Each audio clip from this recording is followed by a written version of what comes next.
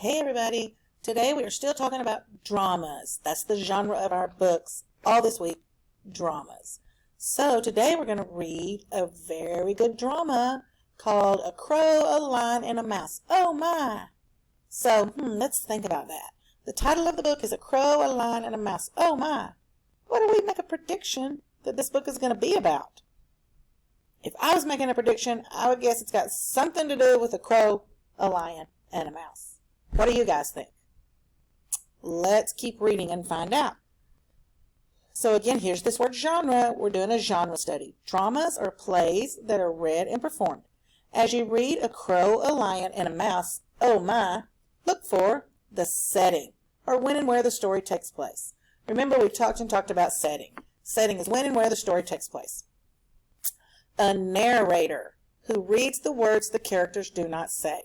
So sometimes in a play there'll be a list of characters, like the characters in this book are probably the crow, the lion, the mouse, and then there's a narrator. And that's the person that's reading what the animals or the characters in the book are not saying. And then, of course, there's a list of characters. Every drama has a good list of characters. At the beginning, it's going to list the characters. So let's set a purpose. As you read, create mental images or make pictures in your mind to help you understand details in the text. So as I'm reading the text, you can be looking at the pictures, but you can also create a picture in your mind. And I do that a lot when I'm reading. I think about the characters and I create a picture in my mind of what I think they look like. Sometimes I can even create pictures of what they're wearing, what they're doing that are different from the book. But later, when I think back about the story, that helps me remember. I say, oh yeah, I had a mental image of this character. That helps me remember things that happened in the story. So here's some power words that are going to be in our story.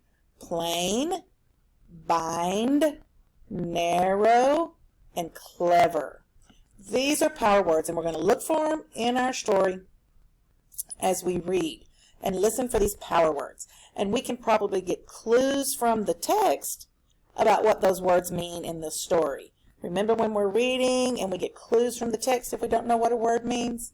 So we're going to be looking for those power words, looking for clues in the text, and listening for different things that happen in the story. So when we get to the end of the story, we'll be able to retell this story to our parents, to our friends, to our cousins, to whoever we want to. We can retell it exactly what happened beginning, middle, and end because we made mental images and we listen, and we're going to remember what happened. So let's go right here. So the author of this story is named Crystal Hubbard. She's who wrote the story. This says, listen to the audio to find out about the author of A Crow, a Lion, and a Mouse. Oh my. Let's listen right here and learn some things about the author. As a child, Crystal Hubbard read everything she could get her hands on. Her love of reading made her want to write books too. Aesop's fables were among the stories she loved most. She liked the animal characters that taught clever lessons. She thought fables could make a person wise. Miss Hubbard was happy to turn the stories she enjoyed as a child into dramas. As you read, think about the lessons you can learn from these characters.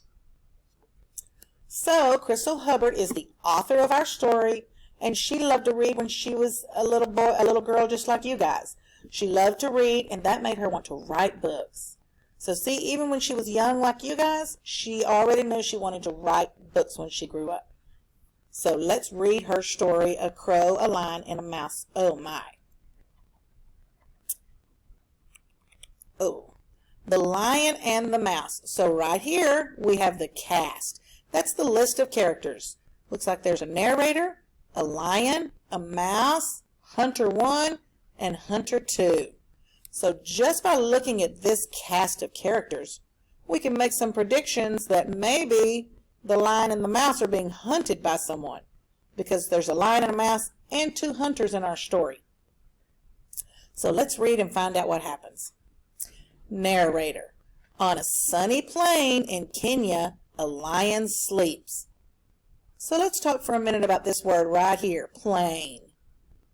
When I think of plain, I think if I say, oh, your shirt is plain, that means it's just one color. There's no decorations on it. Oh, the classroom looks plain. That means I haven't decorated it. There's nothing on the walls. But right here, this has a different meaning. Let's read that sentence again. On a sunny plain in Kenya, the lion sleeps. I think this is talking about an area of land. Because sometimes a plain can mean like a clear space of land. Like if this lion is in Africa, which he is because Kenya is in Africa, and he's just laying out on the plain asleep. That means he's laying out on a clear patch of land, sleeping. The lion, snore. The mouse enters noisily, talking on a cell phone. Have you tasted the new cheese at the Nairobi Food Mart? They're so good, and they're on sale. So let's pause right there for a minute. This story is not only a drama, it's got animals that can talk and a mouse talking on a cell phone. So that makes it another genre. It's two genres, a drama and which is the other one that we've been talking about? You guys guessed it, a fantasy. Because can a mouse talk on a cell phone? No. So this is a drama and a fantasy. So let's keep reading. The lion wakes up and grabs the mouse. I don't like cheese. I prefer to snack on mice. The mouse looking fearful. Please don't eat me. I'm not even a mouthful. I'm more useful outside than your belly than inside. The lion yawns. I'm more sleepy than hungry anyway. Run along, little mouse. And the lion falls asleep. The narrator. Sleeping lion cannot hear danger approaching. Hunter 1, carrying a rope, whispers, this lion will be our greatest prize. Hunter 2 helps Hunter 1 bind the surprised lion. So let's look at this word right here, bind. And let's take clues from our text to figure out what it means. It says, Hunter 2 helps Hunter 1 bind the surprised lion. We can also look at this picture right here to get another clue about what bind means. So what have they done to this lion? They look like to me they've tied the lion all up. So let's think about that. They tied the lion up with rope, and right here it says Hunter 2 helps Hunter 1 bind the surprised lion. I'm going to infer that that means they tied the lion up with rope. Let's get the truck. Narrator. Mighty lion has a mighty big problem. So the lion was so sleepy he didn't even hear the hunters coming, and they got him all tied up with a rope. Mouse. Nibbling cheese, drops cheese when he sees the lion. Dude, what happened? The lion looking ashamed. Hunters trapped me. I'm so embarrassed. The mouse. Not for long. Narrator. Mouse's tiny sharp teeth chewed and gnawed and tugged at the rope until it fell away. Lion. I'm free, hugs Mouse. I learned a lesson that today you're a better friend than a meal. Smiling. So I'm going to pause right there, and I want you to click to the next slide, and we're going to do the activity that's on that slide. So click to the next slide, do the activity, and then click to the next slide, and we'll finish the story.